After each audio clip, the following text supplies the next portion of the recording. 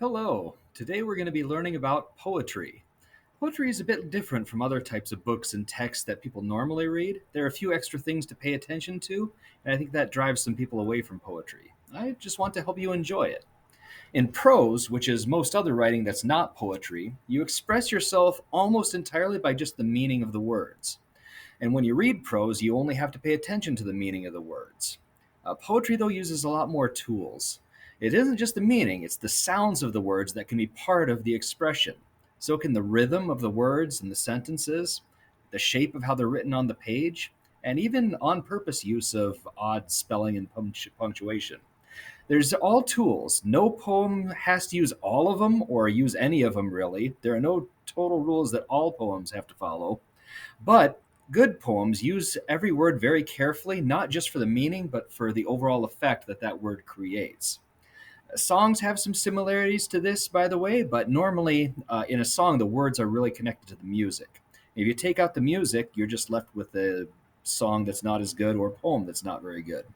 Also, song limits usually follow limits as far as how they're structured, the rhyme scheme, the length. Songs are about three verses, rhymes, a repeating chorus, and they're about 4 minutes long.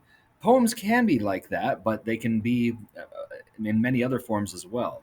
Although there are songs or rap lyrics that are still good, even read as poetry without music. So now we're going to take a look at some of those tools that I mentioned that poetry has in its toolbox.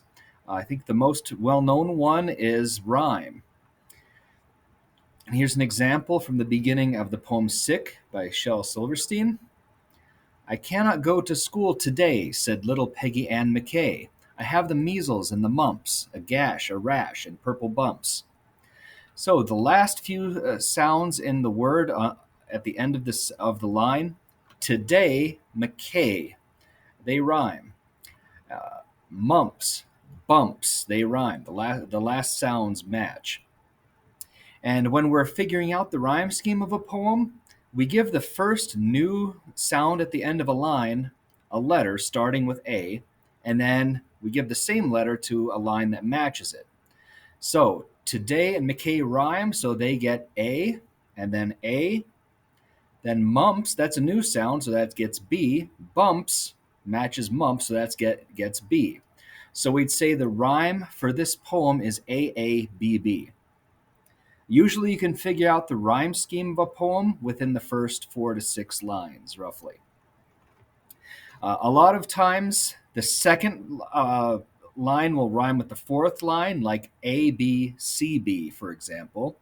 There's many possible combinations there. And also, poems can use the number of syllables in a line. It can match or it can follow patterns. Counting the syllables, I cannot go to school today. 8, said little Peggy Ann McKay. 8 again. I have the measles and the mumps. 8, a gash, a rash, and purple bumps. 8. So this poem, at least this section of it, is following 8 syllables per line. And that gives it a bit of a rhythm, and it makes it like a song. Songs often have syllable counts. I'll look at one more quick example. That this is another poem that has a unique version of syllable count called The Wind Will Change. Breeze, that line has 1. Ruffles, 2. Swiftly through her silken hair. So each line is adding one more syllable, which gives this poem kind of a unique feel, and it also is interesting visually. That is one of the tools that poetry can use, is just the shape of the words on a page. Here it's spreading out. It could be the topic of the poem is, like, it talks about hair, so that could and hair and wind. So someone's hair blowing in the wind might spread out like that. It could look like a Christmas tree if this was a poem about Christmas. So anyway, these are some of the tools that poems can use besides just the meaning of the words they choose. I hope you enjoy poetry, and that is it for now.